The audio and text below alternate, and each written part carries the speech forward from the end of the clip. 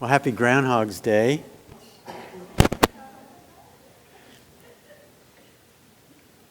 I couldn't help but, Google is like, it's everything. So I looked up groundhogs. I have them attacking my garden every year, so I should know more about them. And they're pretty interesting. I mean, they're really hardy little creatures, and they're 15 to 20 pounds.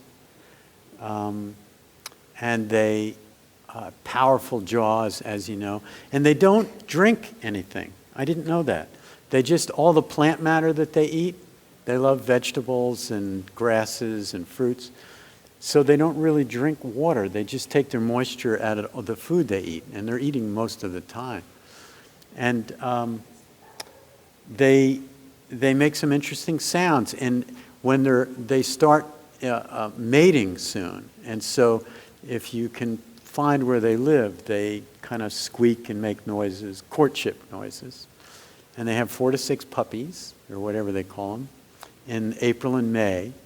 And another cool thing about them is they're really hardy. They don't get sick. Insects and fleas don't get on them. And they never get the diseases that sometimes wipe out squirrels and other kind of rodents. There's something really hardy about them that scientists are interested in. And of course, Puxatawny Phil, I get it mixed up. But anyway, winter's going to be over soon. It's not going to go for 6 more weeks.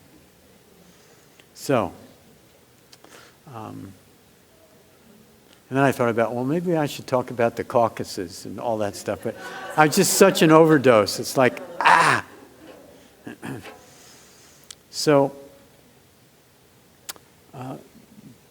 Buddhist spiritual practice basically falls into 3 categories: sila, samadhi, and panya. Those are Pali words. And sila, which is translated in a number of different ways. Sometimes sila means virtue, or is translated as virtue. Sometimes personal integrity. Sometimes morals. Samadhi gets translated as just meditation in general. Samadhi is the training of the heart-mind.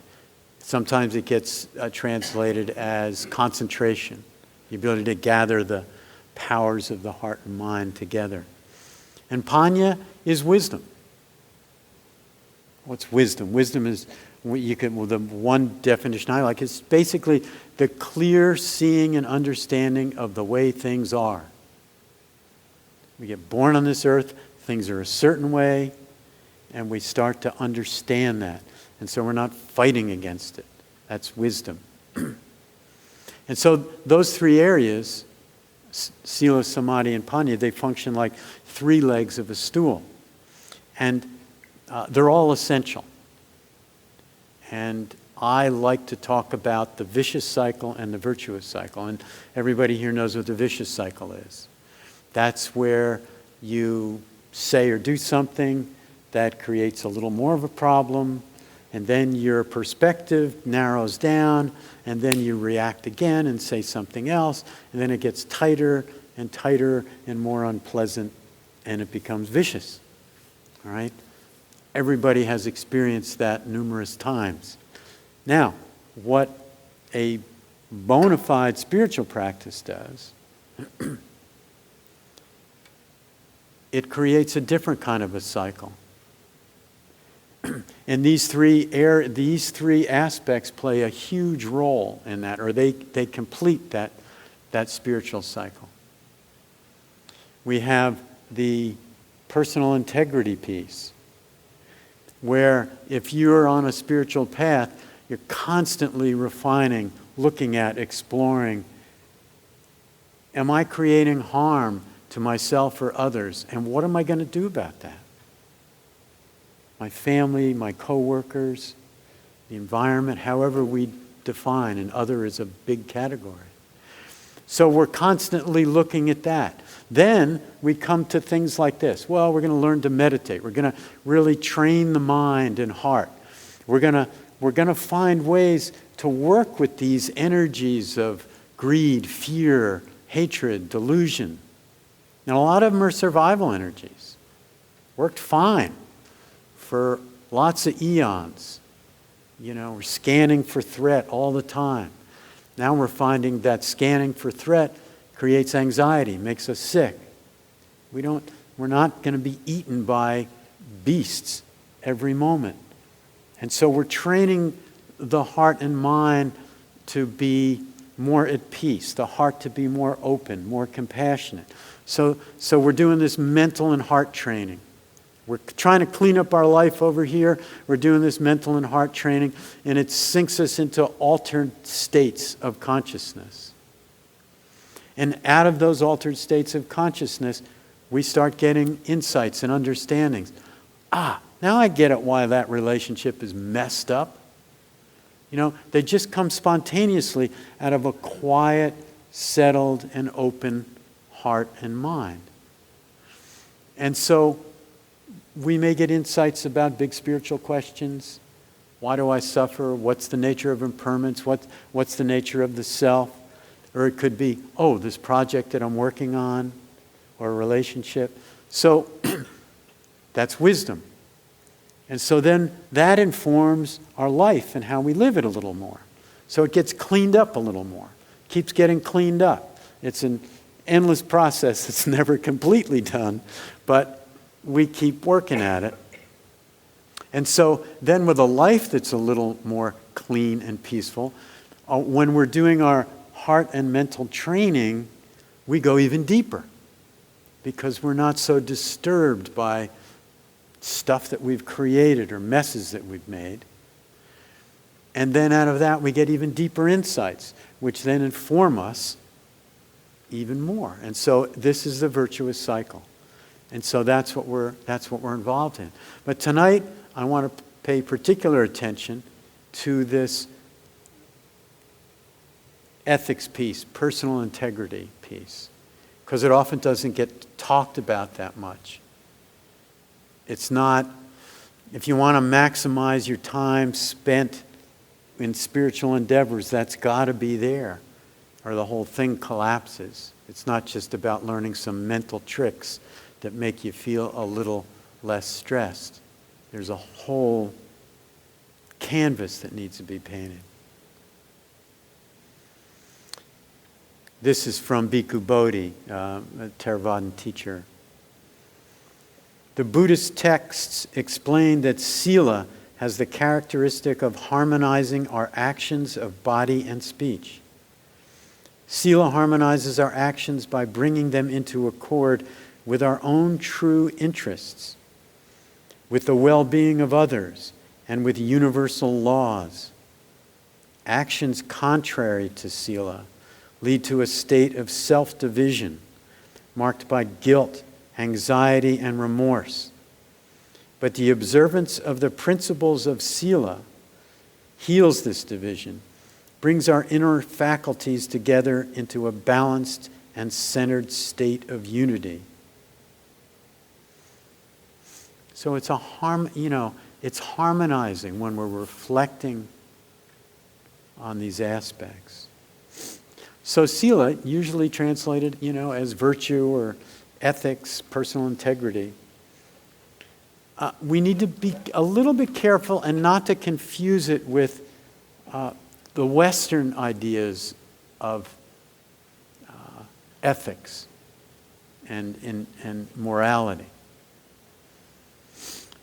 Many of us come out of traditions where ethics often comes to us in the form of commandments. Do this, do this, do this. And they are handed down from a God. Okay, that has a lot of benefits. Those values include, what's right, what's wrong, what's good, what's evil. And there are absolute rules and values to live by. There's a lot of good to this, and there is a downside. And the downside is it can create a lot of guilt. In Buddhist philosophy, in Buddhist practice, this guilt is considered counterproductive and unnecessary. I remember the story when the Dalai Lama first started teaching in the U.S., and he was with a bunch of Western teachers, Western Dharma teachers. And they were together and they were sharing issues, and somebody brought up the fact that, gee, here in the West, a lot of our students are dealing with this tremendous guilt and self-loathing, and his English isn't that good, and he was just confused. And he was asking his translator, well, what is this guilt and self-loathing? He couldn't get his mind around it because it wasn't something that was familiar to him in his culture. But it's very familiar to us. And so what I love about, one of the things I love about Buddhism is that it has a very pragmatic approach to ethics and personal integrity. It's really not based on ideas of good and bad, but rather that some of our actions lead to greater suffering, and some of our actions lead to greater happiness and peace. And the most important question that a Buddhist asks, it's a pretty simple question. Does this thought that I'm having, do these words that I'm saying, or do these actions that I'm manifesting, do they lead to suffering? Greater suffering, or do they lead to greater happiness and peace for myself and others? Does this thought, word, or action lead to greater suffering or greater peace and happiness for myself and others? It's a critical question. If we actually caught ourselves with that as we're about to respond to someone, a loved one or somebody we're working with, or we're about to do something that's going to have an effect, which happens all the time. What a great question to reflect on. So, by the very tenor of that question, you can see that Buddhist philosophy highlights investigation. Reflect. Reflect again. Get quiet. Go deeper. What are the nuances of the situation? It's not all so black and white. So the Buddha worked with his students, and he came up with these 5 precepts for reflection. And they're now spoken in different ways, but the very briefest way that you see them is briefly they are to abstain from killing, abstain from stealing, abstain from sexual misconduct, abstain from lying, and abstain from consumption or taking substances that will cause harm to myself or others. And so the Buddha taught for 45 years. And at times he'd be talking about these precepts or ways of living in harmony with others. And he'd call them different things. He at times you see him in a discourse where he says, well, these are the 5 training rules. And other times it could be the 5 virtues or the 5 truths. But one that kind of stuck with me is sometimes he calls them the 5 things. And I find that interesting and kind of odd. The 5 things. My guess is that using that terminology, it's like we can't really get a handle on it, so we don't have any fixed views or expectations or how they function, and causes us to okay, just get in there and feel what this is about. So these precepts, they're broader than just abstaining from things. But we can look at them as there's 3 ways of understanding them. And the first is that they're training precepts. Remember, they're not commandments. And at times the Buddha would call them rules of training. So as training rules, they can be understood as the rules of restraint. They're pragmatic. Pragmatic in restraining ourselves. We're exploring what it's like to restrain ourselves from certain activities in certain ways. And sometimes you hear them phrased like, for the sake of my training, I vow not to kill, or I vow not to steal, or I vow to have honorable sexuality, or however it's phrased. So we agree to hold back on certain impulses that we think might be harmful. Instead of following that inclination that we have to maybe smash that insect or take some supplies from where we work home to our home office or eat out of the bins at Whole Foods. We try to bring some mindful, and some of you have probably seen me eating there, I know. We try to bring mindfulness to the discomfort that might be happening inside us that's causing us to act impulsively.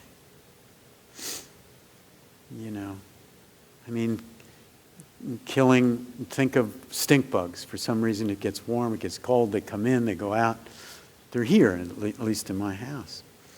So there may be an impulse to act against them very quickly, but what's it like if we just explored what's going on inside us? Are we feeling a violation of our space? When we find one crawling on our toothbrush, that's one. What does that feel like inside, Or when they're flying around and they slam into you and kind of shock you. They're not good flyers. Or you find them kind of nibbling on your bananas that are sitting there. Or there's one that falls in the toilet and you think, oh God, I don't want to kill. And then how do you get them out? You get a little piece of toilet paper and you dip it in and they climb up on it. And then where do you take it?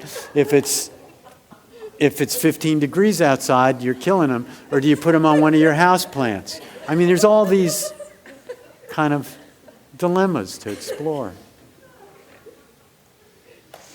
So rather than focusing on whether your actions are bad or immoral, you can use restraint and explore and use them as kind of a mirror, as what's going on inside me while I'm contemplating a certain action. And to reflect on the consequences of whatever it might be.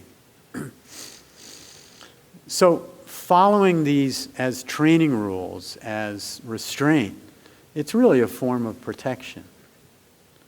We protect ourselves a little bit from ourselves and from the possibility of creating suffering for others and ourselves. So that's one aspect, the ethics of restraint. Now, the second way to understand the precepts is that they're principles. And the main principle is non-harming. So there's compassion embedded in these precepts. Because non-harming is one thing. I'm not going to do harm. But the flip side of that is the activity of compassion. And compassion's a verb. And if we define compassion as the quivering of the heart in response to suffering, my own or another, it calls to action. So in a way, the precepts are proactive. It's not just not doing harm. It's like, I'm seeing harm, and what can I do about it? To the best of my judgment, this looks harmful. How can I act? How can I intercede?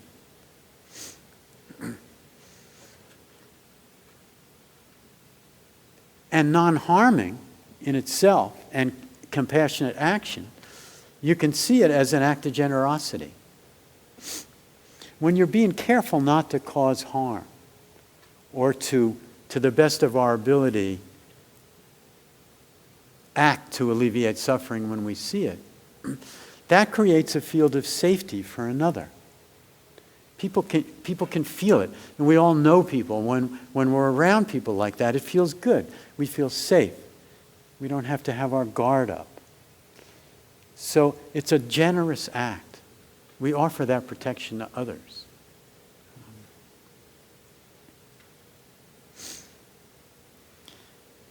And to the extent that we're cleaning in the personal integrity sphere, there's a real increase in joy in that. A lot of people come to meditation because they want to feel more peace and more joy. And the Buddha talked about,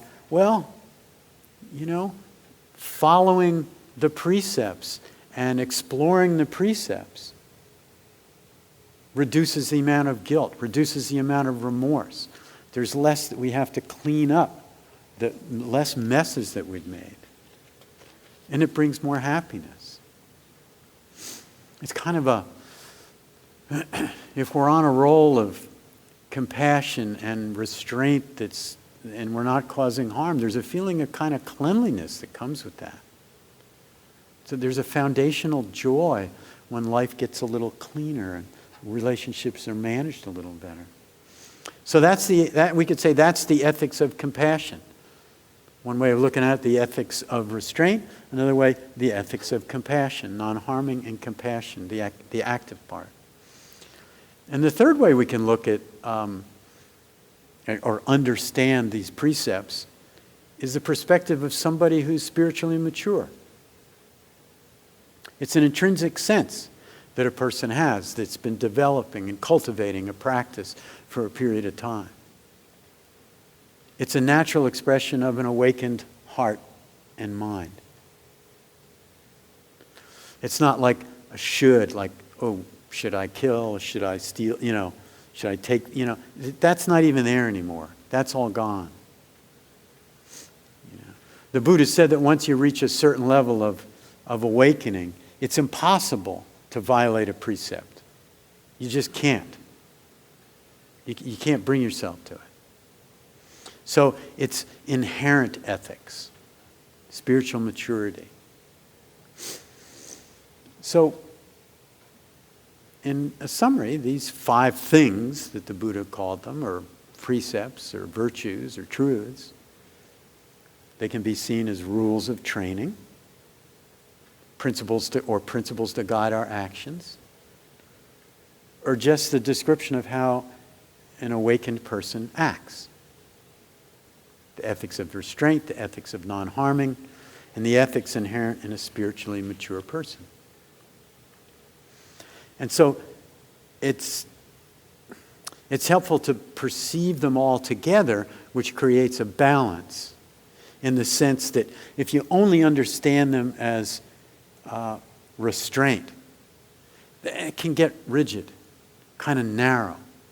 It's like, I'm going to abstain from this, I'm going to abstain from that. That can get a little tight. But when you add the principle of non-harming or the act of compassion, there's really a lot of juice in that. And that brings it some balance. And if you understand the precepts as an inherent purity of heart that's developed over time, then the precepts are just joyfully lived. It's not an issue. It's just the way you are. Roshi Aiken, Zen teacher, said, and I like this, the precepts guard your practice from being a hobby. Just not, I'm going to meditate, try to chill out a little bit, then I'm going to go steal some stuff and cheat on my wife or my husband or whatever, And the Zen teacher, Shozen Beis, he says this, and he talks about it's a gradual cultivation. We're not perfected beings. We're going to continue to mess up. But over time, the messes, we hope, will be a little smaller and a little farther between the messes. And he says this, we just keep on working. We're patient with ourselves. And on it goes. Little by little, our life comes more into alignment with the wisdom that gives rise to the precepts. As our minds get clearer and clearer, it's not even a matter of breaking or maintaining the precepts. Automatically, they're maintained.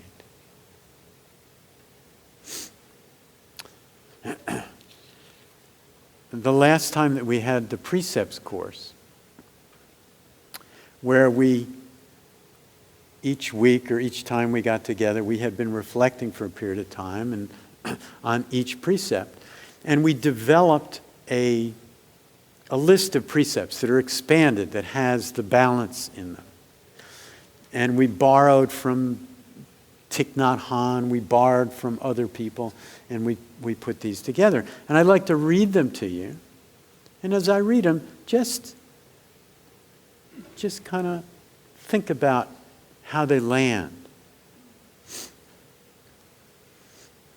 First one, aware of the suffering caused by the destruction of life, I vow to cultivate compassion and to learn the ways of protecting the lives of people, animals, and plants.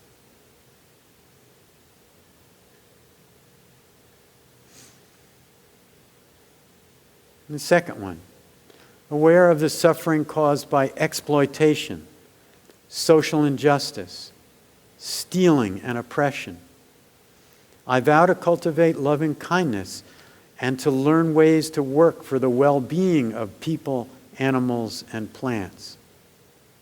I am determined not to steal and not to possess anything that should belong to others. I'll just pause there. The nuances in that. Think about that when we think of our earth. You know, we can think of it on so many levels. You know. Third, aware of the suffering caused by sexual misconduct. I vow to cultivate my responsibility for my own sexual energies and actions and to learn ways to protect the safety and integrity of individuals, couples, families, and society.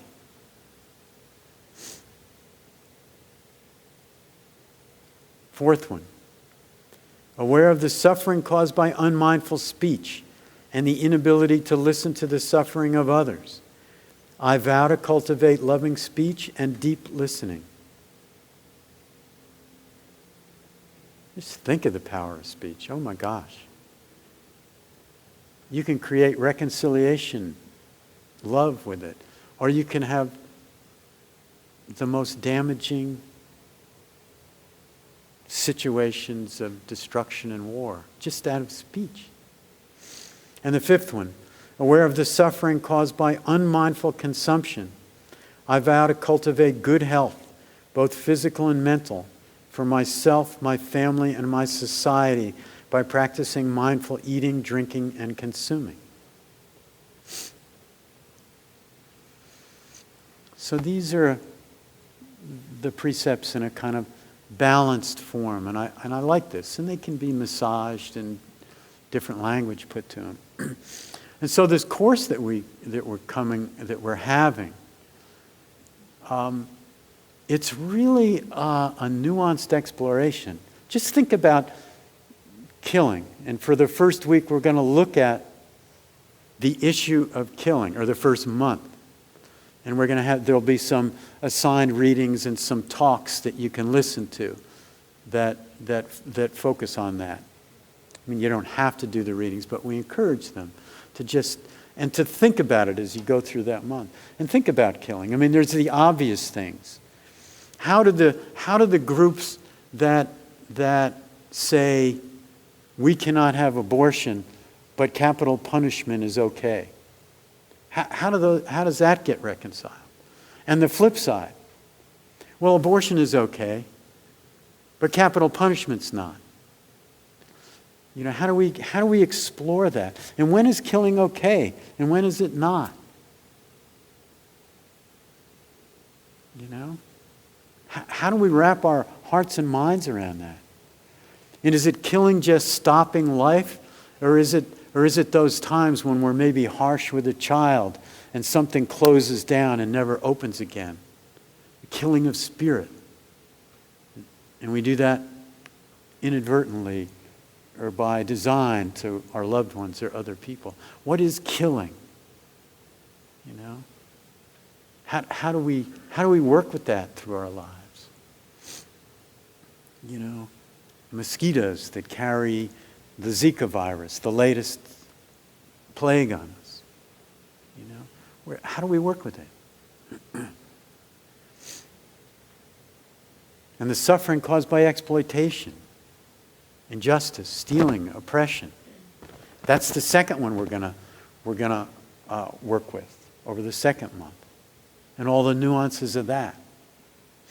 And then we get into the next month, sexual misconduct.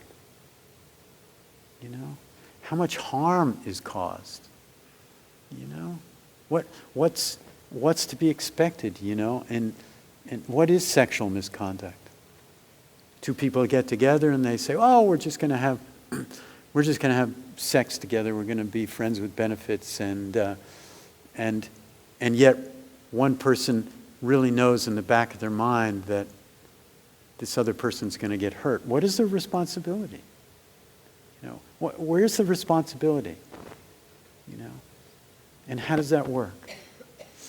And then speech. You know, we'll get into an exploration of the concept of right speech. You know, in terms of the Buddha's discussion of it is, well, you tell the truth, but you tell the truth in a timely manner, and you tell the truth that's not harmful. How many times have we used the truth as a club? You know, and how do you work with that? So we'll spend a month on speech. And finally, we'll look at the fifth precept.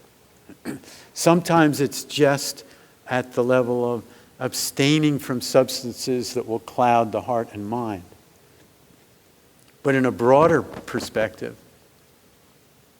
how do we work with consumption in general? You know, the business about a footprint on this planet. How do we deal with that individually, collectively? What's appropriate? So these precepts are a lifetime of continual reflection. They're not just like, okay, these are the do's and don'ts, because they're also nuanced.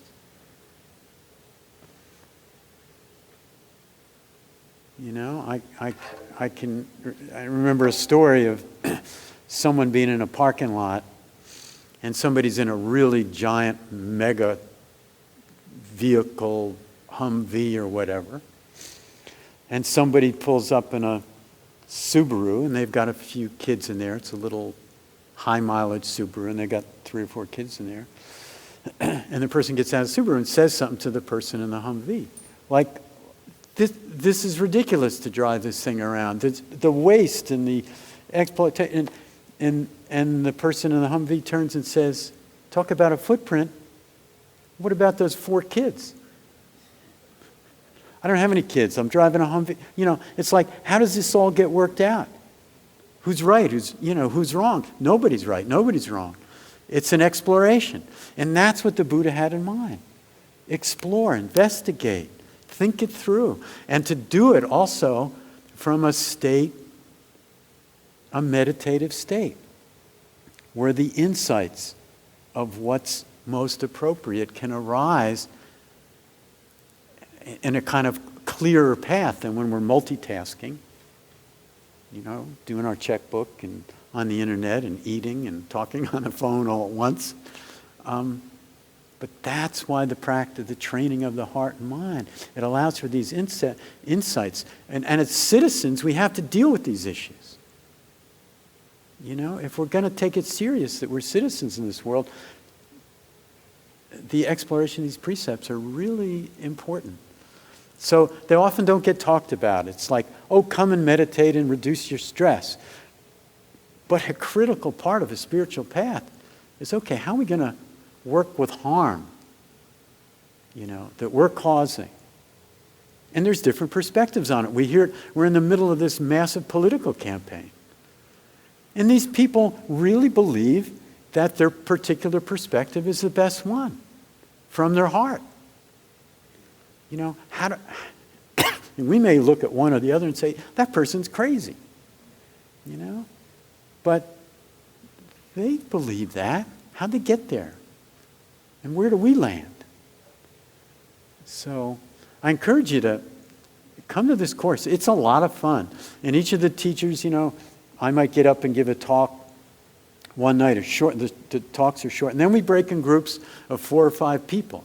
And we've had kind of questions that will kind of prick your mind that you've been looking at over a month. And then we discuss them together. And we hear how other people are looking at it and wrestling with it. It's a lot of fun, and you get to meet people you might not know well. And then at the end, we have a ceremony where we formally take the precepts in a kind of meditative way, which is quite beautiful. And then we have a little party. So what could be better? So check the website, and I invite you to that. We start the last day there's 29 days this month. It's on a Thursday night in Sojourners, and it's just one night a month. Have a good evening. Thank you.